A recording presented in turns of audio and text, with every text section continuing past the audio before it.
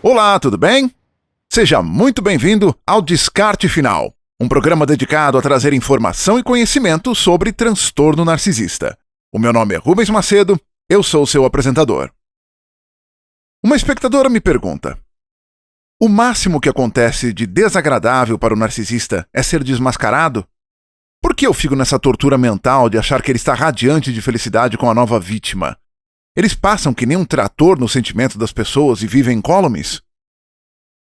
Por que parece que praticamente nenhuma pergunta sobre narcisista tem uma resposta curta, simples? Dá para responder simplesmente com sim ou não. É sempre complicado. Vem comigo.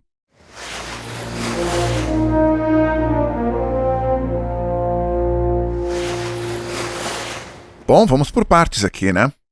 O máximo de desagradável que acontece com o narcisista é ele ser desmascarado? Bom, respondendo de maneira muito objetiva e rápida, não.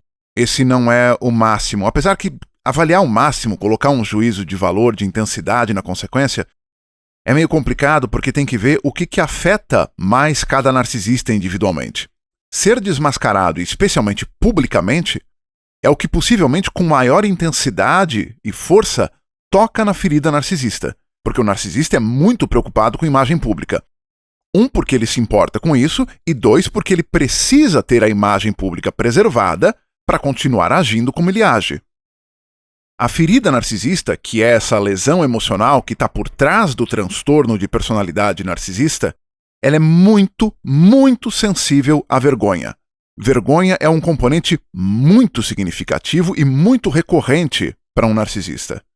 Veja que a vergonha pode ser gatilhada por um evento efetivo ou por um evento percebido.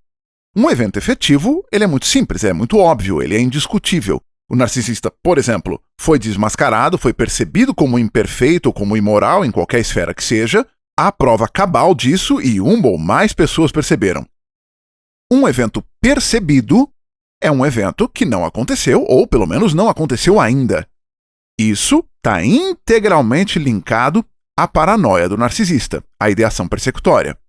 Porque o narcisista é muito tomado por paranoia, e essa paranoia pode ser motivada por coisas que o narcisista efetivamente fez, porque com frequência o narcisista é muito cheio de segredos, tem muita ficha suja, então a paranoia dele aumenta justamente porque ele tem medo de ser pego, de ser percebido. Então, se a paranoia está mais intensificada ainda por causa desse tipo de coisa, ele pode perceber que foi flagrado simplesmente porque uma pessoa respirou diferente, ou olhou para ele e contemplou por mais do que 2,3 segundos. Tudo isso gatilha a paranoia e o medo de ser pego. Então o narcisista se antecipa e corre para se defender de um flagrante que não aconteceu. Que apenas uma pessoa perceba já é suficiente para gatilhar vergonha muito intensa, mas junto com isso é gatilhada a ideação paranoica, porque o narcisista acredita que se uma pessoa percebeu, mais pessoas podem perceber, ou esta uma pessoa que percebeu pode expô-lo para mais pessoas. E essa é uma das coisas que motiva a campanha difamatória. A campanha difamatória acontece porque o narcisista está com muita raiva da vítima e porque o narcisista tem medo de ser exposto pela vítima. Então, para se proteger, para preservar a própria imagem, ele vai tentar descreditar a vítima na percepção pública. Se ele conseguir pintar para o maior número possível de pessoas que a vítima é que é tóxica, que a vítima é que é manipuladora, que a vítima é que é agressora, na eventualidade da vítima expor o narcisista, a palavra da vítima não vai ter valor. A campanha difamatória é muito intensa e pode não acabar nunca.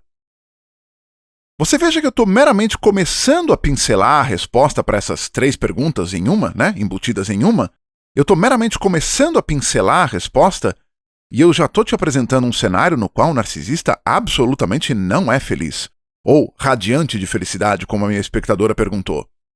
O narcisista absolutamente não é. É fundamental que se compreenda que narcisistas são excelentes atores. São mentirosos muito talentosos. O narcisista emula felicidade. Ele finge felicidade muito bem. Por algumas razões. Porque ele precisa convencer a si próprio de que ele é feliz, de que ele está feliz, de que ele tem uma vida melhor que a de qualquer pessoa, e porque ele precisa convencer aos outros que ele é feliz, que ele está bem, que ele não é tomado o tempo inteiro por paranoia, por medo de perseguição, medo de abandono, vergonha. Ele precisa convencer ao mundo de que ele não é assim. E até mesmo mostrar-se feliz com uma nova vítima faz parte da campanha difamatória, é uma forma de agressão e é gaslighting tudo ao mesmo tempo. Porque mostrar-se muito feliz com um novo parceiro, uma nova parceira, é uma forma de mostrar para o mundo que o narcisista não é o problema, porque ele é perfeitamente capaz de sustentar uma relação. Problemática era a vítima que era o parceiro anterior. Isso, ao mesmo tempo, é um ataque para a vítima anterior e gaslighting, tudo ao mesmo tempo. Porque a vítima, se não desperta, ela começa a se questionar e começa a se convencer de que tudo que o narcisista disse para ela, para ele, é verdade. De fato, o problema não é o narcisista, ele é perfeitamente capaz de se relacionar e muito rápido ele entra numa nova relação e está radiante de felicidade. Uma nova pessoa a fez feliz como o anterior não fez. Então ele está mostrando uma coisa para o mundo e para a vítima anterior.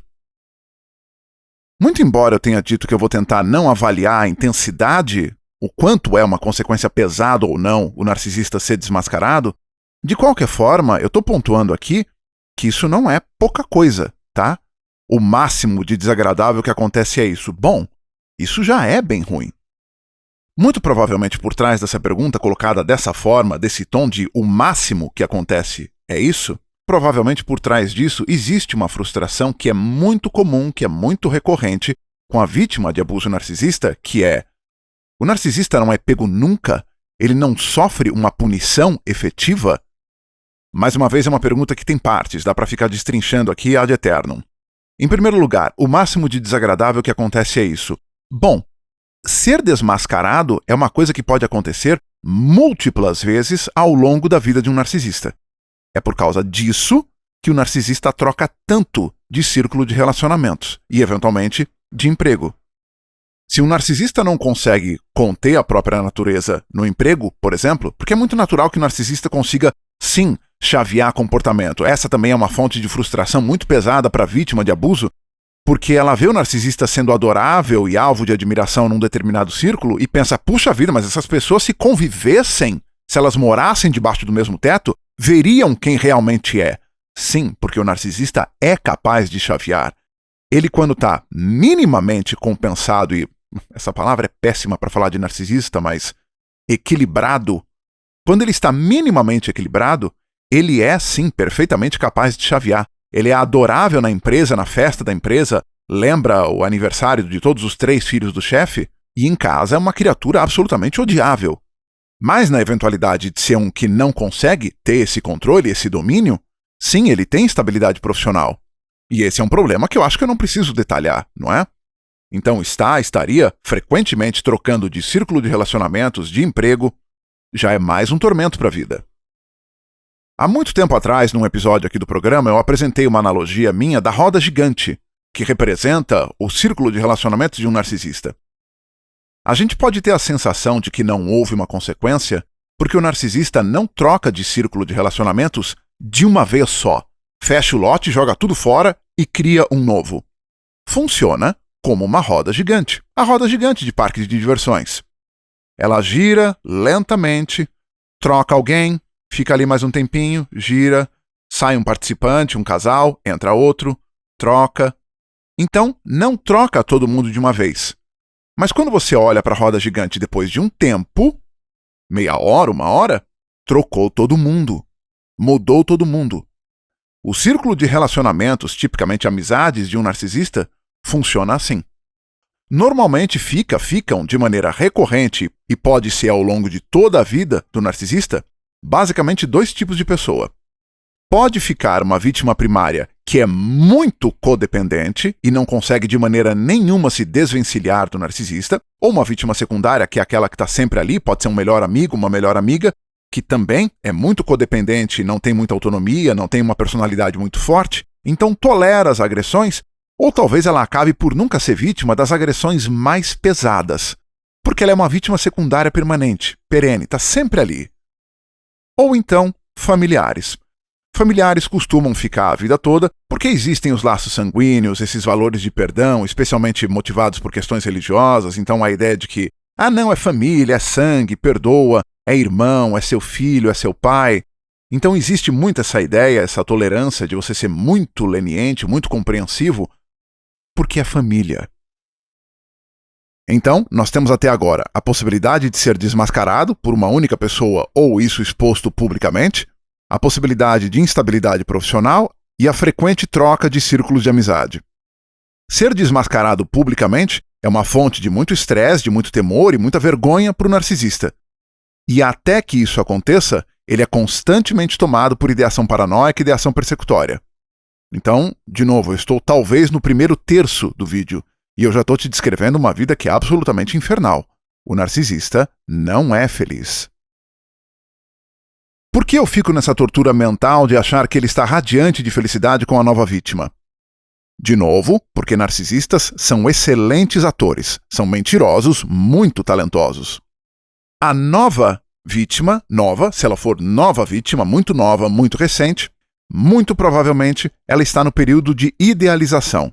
Então isso quer dizer que, nesse momento, o narcisista a enxerga como perfeita. Então o narcisista pode sim estar muito feliz, muito radiante, porque acredita ter encontrado uma pessoa perfeita. Ouça-me, eu te prometo que isto não vai durar. Tipicamente não dura 1 ano.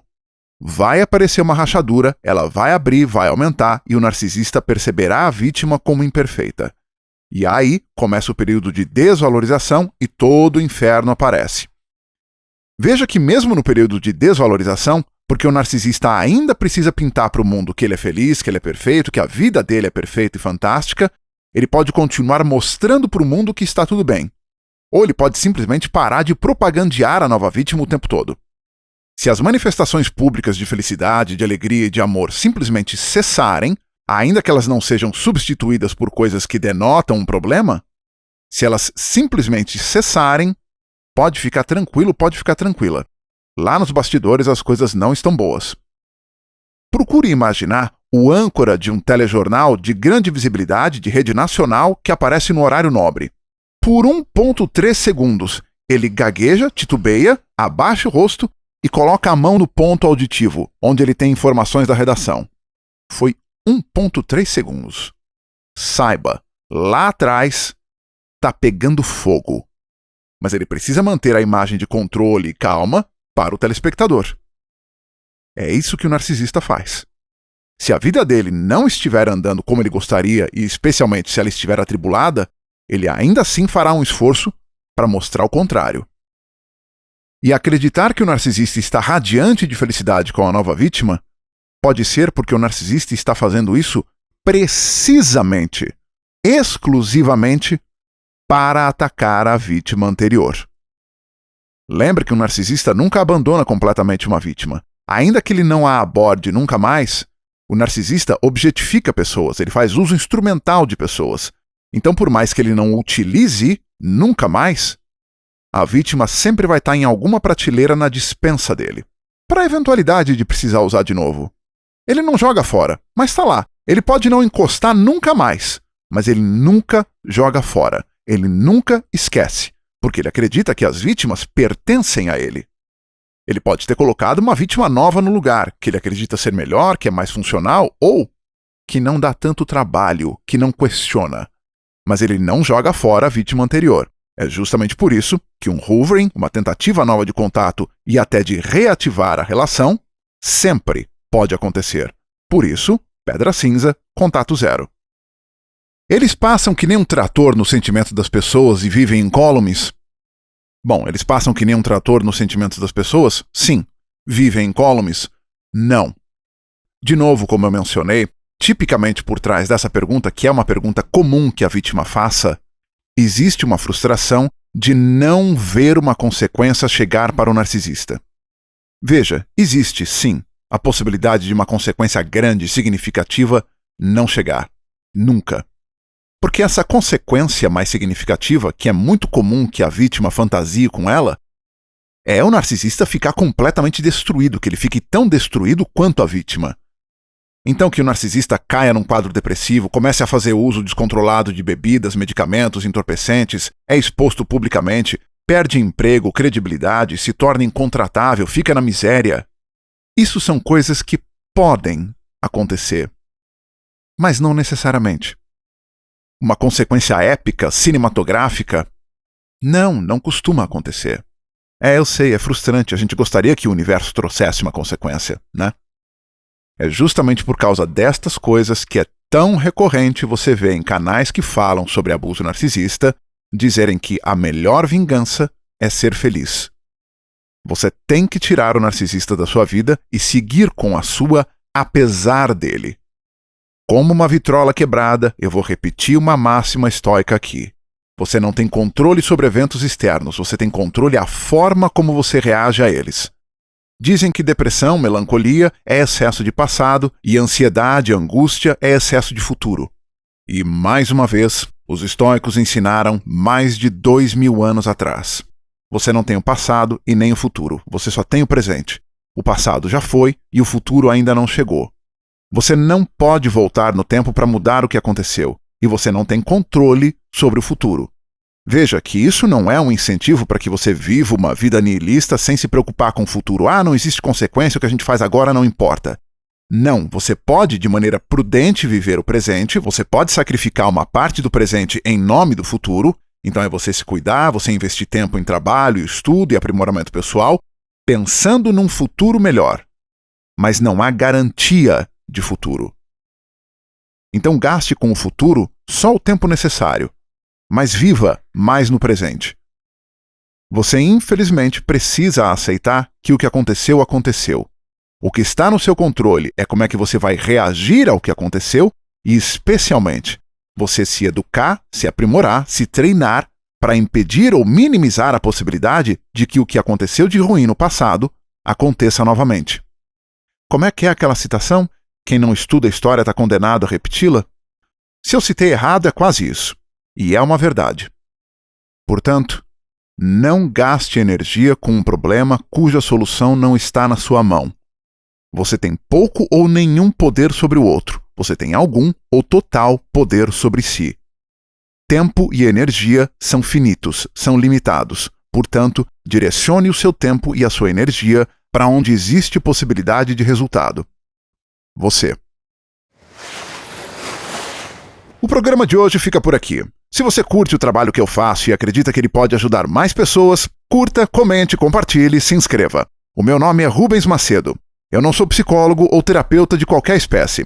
O consumo desse material não substitui ajuda profissional. Se você acredita que está com problemas, procure um psicólogo qualificado. O mais provável é que tenha solução. Até a próxima.